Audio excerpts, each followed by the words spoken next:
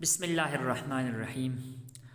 آج کا ہمارا مسئلہ ہے غسل کے بعد منی کا قطرہ نکل جانے کی صورت میں دوبارہ غسل کرنے کا حکم۔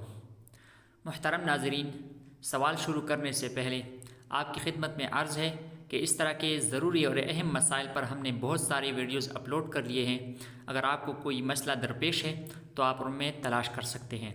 تو چلیے سوال کی طرف۔ سوال ہے، اگر غسل کے بعد منی کا قطرہ محسوس ہو تو کیا حکم ہے؟ اس کا جواب ہے، اگر غسل کرنے سے پہلے سو جائے یا پیشاب کر لے پھر غسل کیا اور منی کا قطرہ نکل آیا تو ایسی صورت میں دوبارہ غسل کرنا لازم نہ ہوگا۔